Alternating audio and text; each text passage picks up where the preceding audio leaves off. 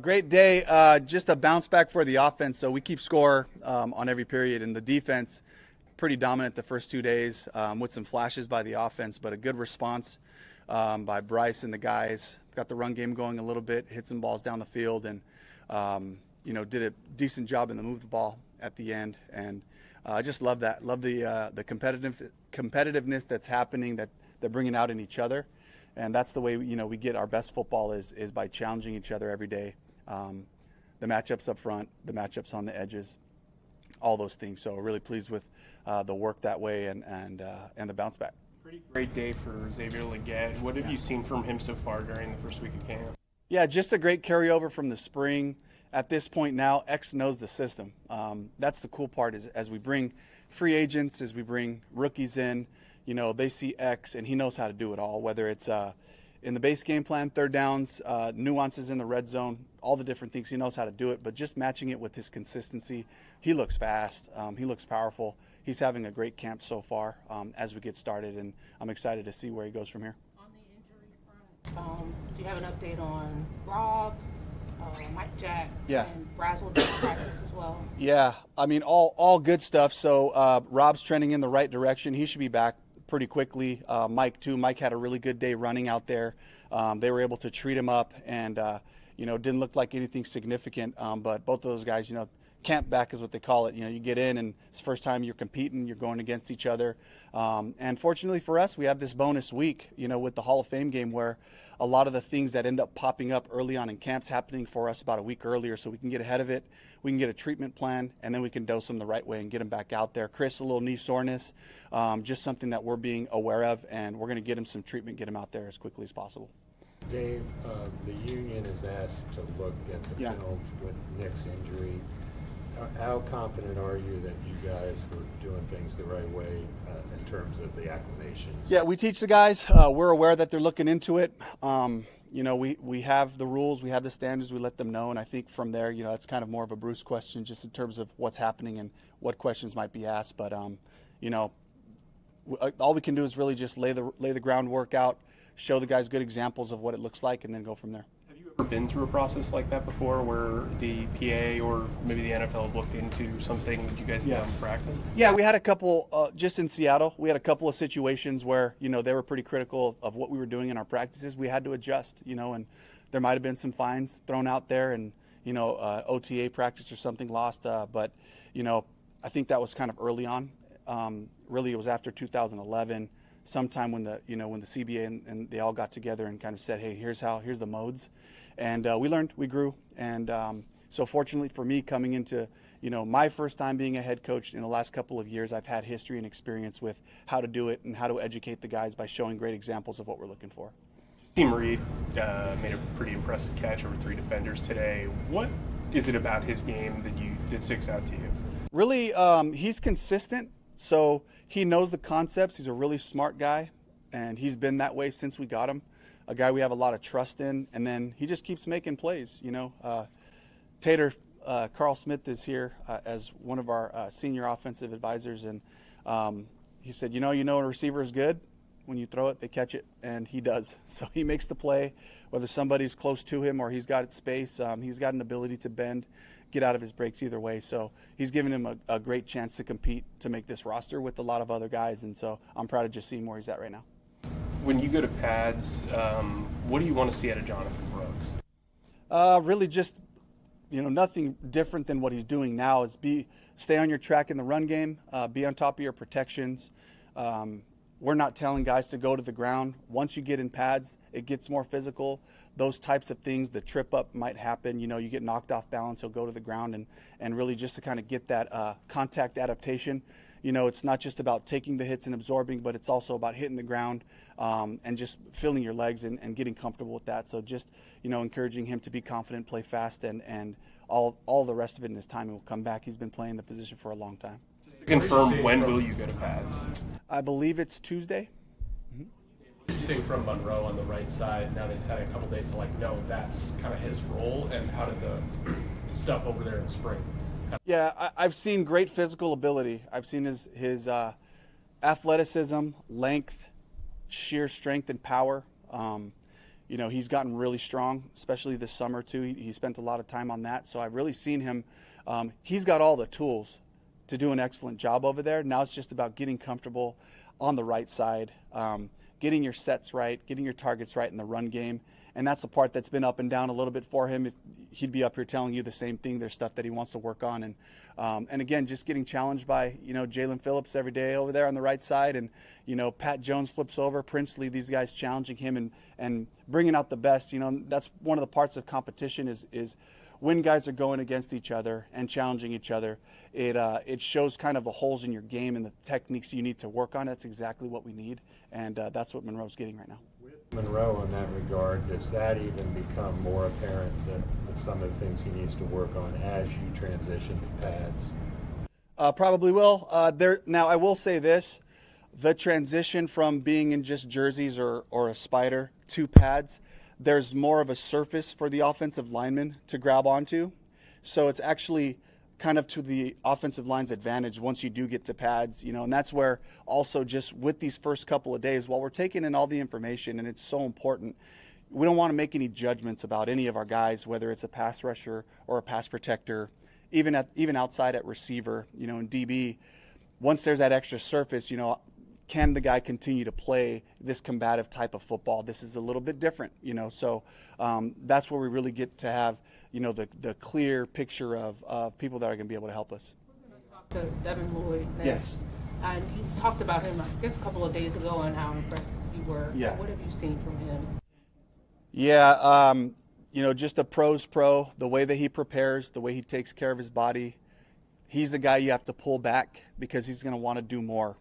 Loves to be in the gym, in the weight room, working on his body, aqua therapy, whatever it is, massage, different. He's got his whole plan figured out.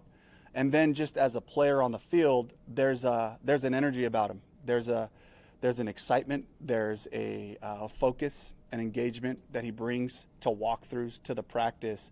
That's great. And especially when it's coming from that inside linebacker position, and we've had some great ones here. And he's one of the guys that really brings the whole group together and has them all talking and communicating, and great leadership. When you're a vet on a new team, it's kind of hard to kind of establish your voice. Yeah. Immediately, has he begun to do that? From the time he got here. And first of all, the guy, his reputation precedes him, so a lot of the guys knew who he was and the type of football that he was capable of playing. But then just the way he carries himself, it's a posture where you want to respect the guy, and you know that he's here to work, he's here to do it together with the guys, and I know they can see that, and he fits right into a lot of the guys we have here already. And so really it was an immediate impact. But now that we're back at camp and the guys are excited about the season coming up and all that, it's just a daily reminder for all of them guys, we got to be on it, and that's the type of urgency you got to have. John Mechie and Bryce obviously played in college. Yeah. Have you seen that chemistry kind of manifest itself in camp so far? And then just generally, what are your early impressions of John? Yeah, absolutely. There's a big time trust factor there, whether it's just knowing he's going to break the route at the right time, or even after the play with some of the scramble opportunities Bryce has found him on. There's this immediate chemistry. And then, just from a personal standpoint too, another veteran guy, another guy who I love that's here, because again, just talking about Devin, I got to talk about John too, just the way he approaches every day and regards this opportunity and is willing to, compete, but also willing to talk to guys and help. So I love that he's here, and I love that he's bringing a lot of competition to that room. Going back to Devin, how does he kind of rub off on Trevin or the guy next to him? How does he sort of change their role? Well, it takes some pressure off, first of all, but it also sets an example for this is how the position is played. It's meant to be played cerebrally. Got to know what's happening pre-snap, and then once that ball snapped, do your job, but at the end of the day, go attack the ball wherever it's at, whether it's on the perimeter, whether it's up inside, and it's that urgency, it's the aggressiveness, the way he plays. That's such a great example for that room. But it also just allows Trevin, allows Claude, allows Bam to just play ball. Because he's getting everybody sorted out. He's making the calls. He's got the command in the huddle. And what I've seen over the years is that's very comforting for guys. Dave, we always talk about how players develop, but from your coaching staff, who's the guys that have grown the most with you since you came here too?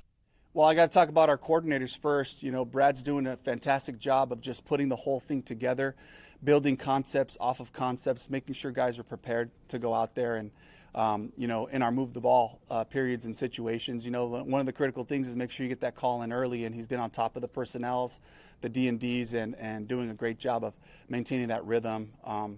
I love just where he's got the defense and the guys talking and communicating, troubleshooting different concepts, run concept, pass concepts. There's a lot of familiar language that's carryover, and so I feel a lot of preparation there. And then with Tracy, just continuing to push the envelope. We do some things different in some of our phases than a lot of teams, and I love that. It keeps the guys engaged, and there's a point where when you start to master the basics and the core of what you're doing, it's so important that we push our guys and we throw new concepts at them, throw different ways to cover kicks, to return kicks. It keeps them interested in it, and it's fun and challenging at the same time. So he's done a great job of just bringing that unit together. So it's really just all three phases.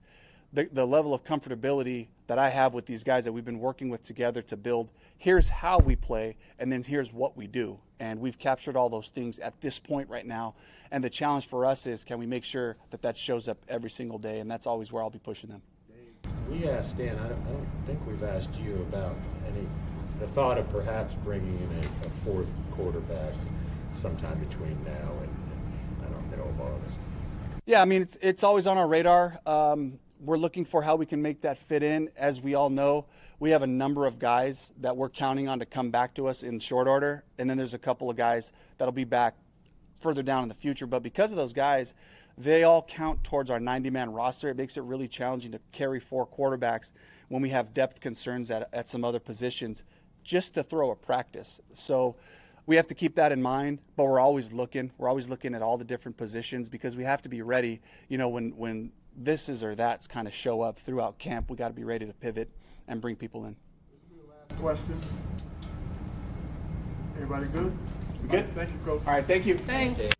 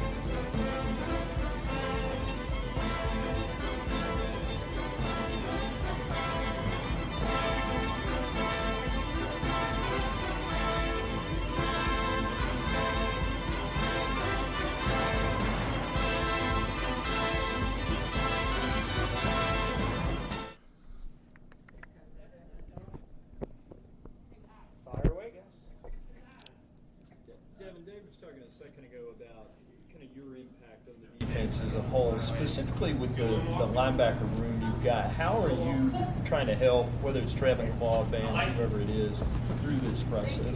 Yeah, for sure. I mean, every day, we're obviously very critical of what we put on film, how we attack the weight room, even just talking about little things off the field. So every day we're all looking to improve, and it's really just, being honest and evaluating ourselves every day. That's really what it comes down to. We read about your film session with Luke Kuechly. Can you tell us a little bit about that and how it came to fruition and maybe some of the things you picked up from him? Yeah, so obviously him being, somebody who's going to Hall of Fame this year, and, everything I heard, he was a great person, somebody I reached out to. So I texted him, a couple weeks ago, and this is actually before I left for the break, and while I was gone for a little bit, we planned on a date for me to meet with him when I came back. And so that's what we did, and he's just really responsive, and, he's a guy that loves ball, so I'm grateful that he was willing to do that, and hopefully, I'm pretty sure it won't be the last time.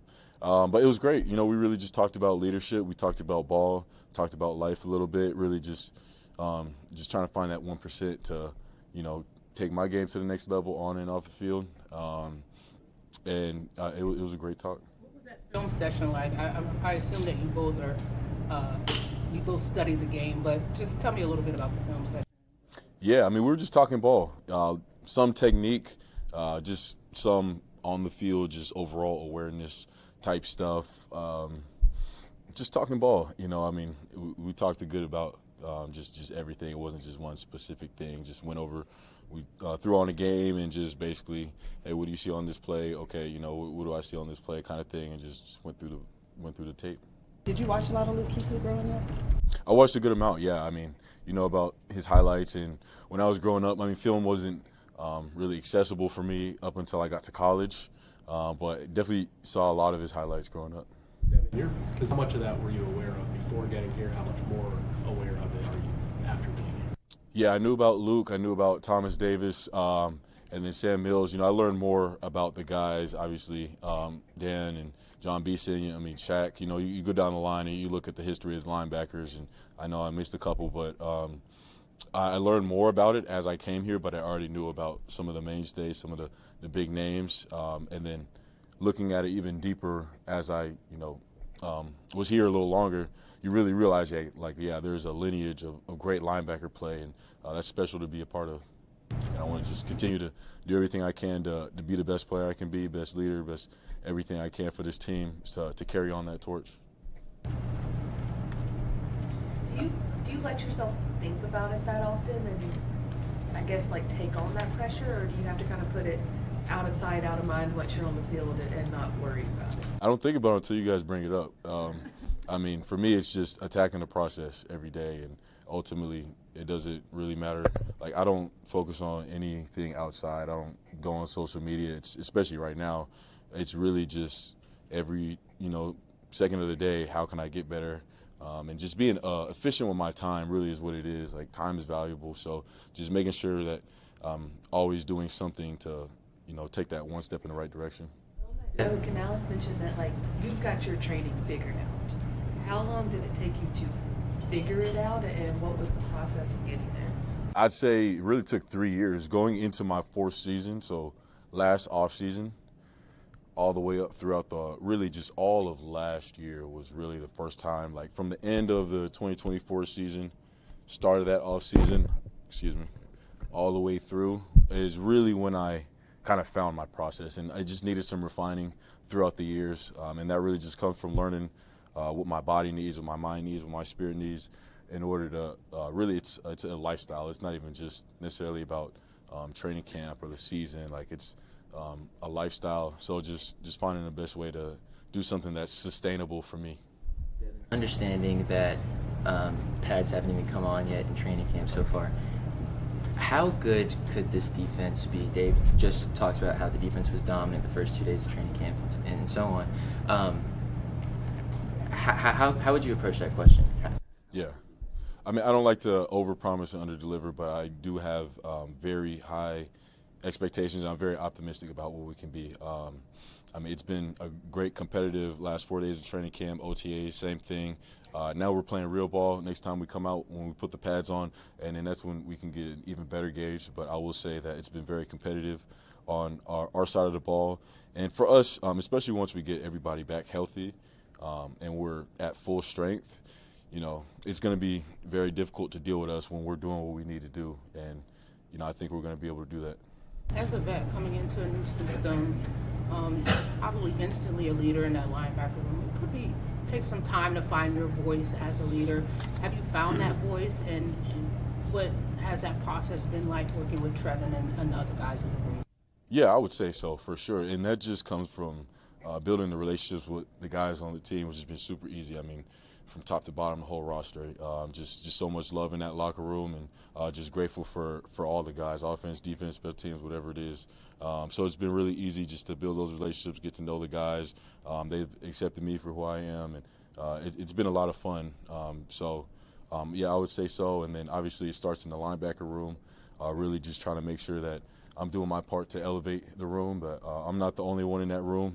Everybody else is a leader in their own right. So it's really just us learning from each other, obviously being humble enough to, it doesn't matter what year you're in, being able to learn from each other. But yeah, I definitely feel like I've found my voice. Devin, now that you've been here, I guess 4 or 5 months, anything you've learned about Jalen? Probably a lot, but some interesting things you picked up that you didn't know about Jalen coming in? Yeah, I mean, first of all, he's a great dude. He's funny to be around, always cracking jokes, but just incredible athlete. You can tell he takes great care of his body. And then, yeah, he's passionate about the game. He's a guy that loves football. I mean, we got a ton of guys that love football, and he's one of them. So just, a really good teammate, and, I'm glad to be around him. You're the one calling plays, but you're also learning a new defense. Like, what do you go through to get yourself ready? Is it flashcards, talking out loud? What do you do? So this is my 4th defense going into my 5th season. So I've had to essentially relearn a new defense every year, and in doing that, you kind of find a way that works best for you. For me, it's really just looking at the playbook, looking at the film, looking at the playbook, looking at the film, talking it out with the coaches. I think now I'm at a point now where I kind of visualize it in a way where it all makes sense. So for me, yeah, I need the reps on the field. That's probably the most valuable thing. But I always tell some of the guys in the room, like, the best way I learned early on was drawing on the board, drawing the offensive formation, drawing the defensive formation, and then drawing the play, everybody's assignments. I think that's one of the best ways to learn, and I'll do that sometimes. But going into year 5 now, I do a little bit of everything. As you've learned it, is there someone you've maybe leaned on more to help, or are you just kind of figuring it out as you go? Yeah, I mean, look, like, football is football, so it's not too much different than what I've done in past defenses. The biggest thing is, okay, like, we call it this instead of this here. It's like, okay, but this is the technique we're doing here. This is who we're dropping off of. Oh, this is our run gap. Okay, just all the, different checks as well. So it's not too far off from what I've done in the past. But like you guys always hear, it's literally just the terminology is the only thing. So it's a new language. How is this terminology? Pretty simple. I mean, they do a really good job of making it easy for everybody to understand at all different levels. And I'd say overall it's been very clear. There's not been gray area as far as how we're fitting certain plays, concepts, whatever the case may be. So it's been good. You endured, I'm sure, a lot of hot training camps in Jacksonville. What do you make of all the rain here this first week? We've been getting blessed. I know it's not going to last for long, but I mean, it's definitely been the easiest as far as weather-wise training camp that I've ever been a part of. Just, with the overcast and even the rain, but it's not raining for anything more than like 10 minutes or whatever the case may be. So I know eventually it's going to start to creep up on us here, and then once we go out to Jacksonville, we're definitely going to feel it. So, but we need that, and, that's what comes with training camp. Thanks, Devin. All right, thank you guys.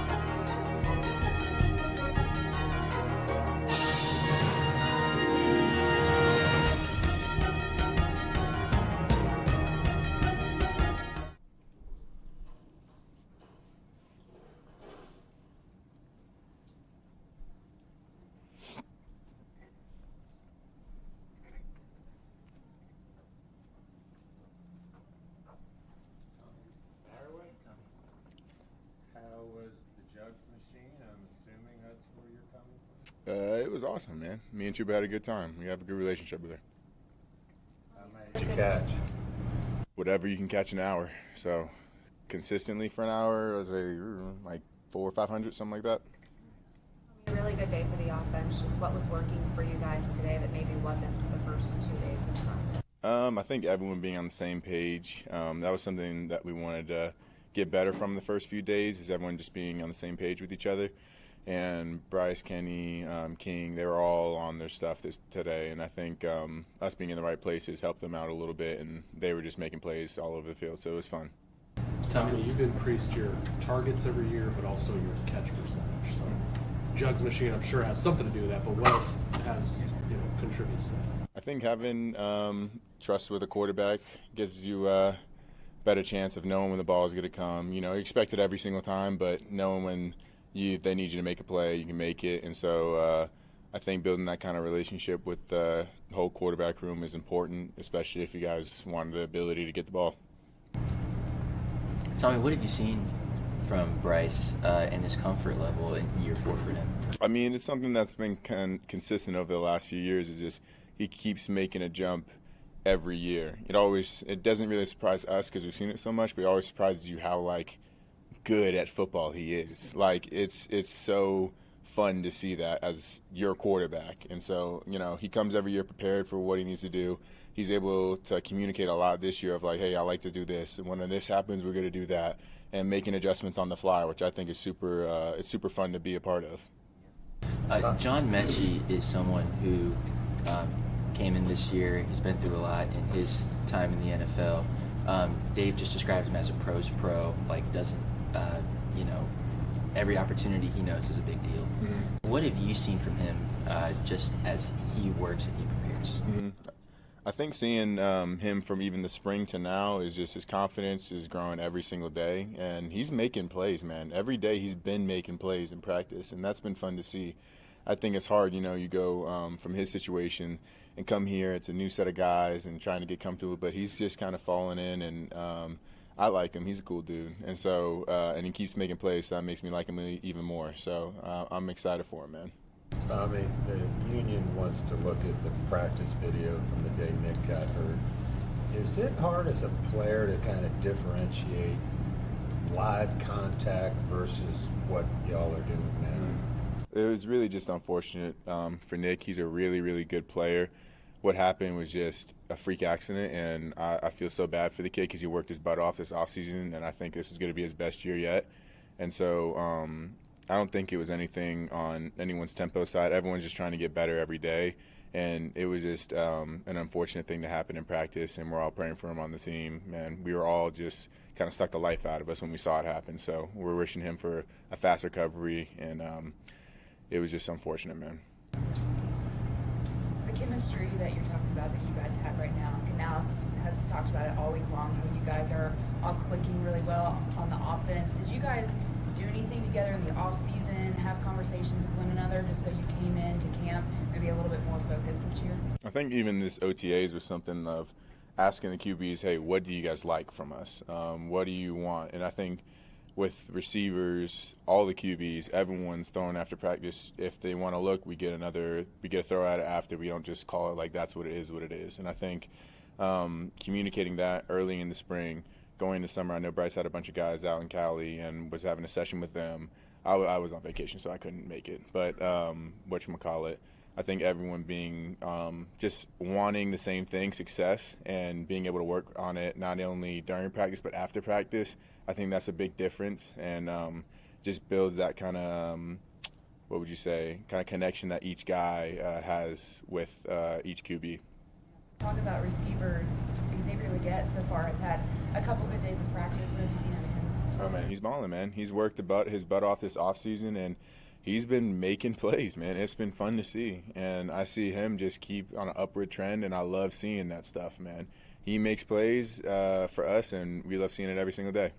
Different position, obviously, but from your vantage point, what have your observations of Monroe been on the right side? Is he just first training camp and now a position he wasn't really drafted to be? Mm-hmm.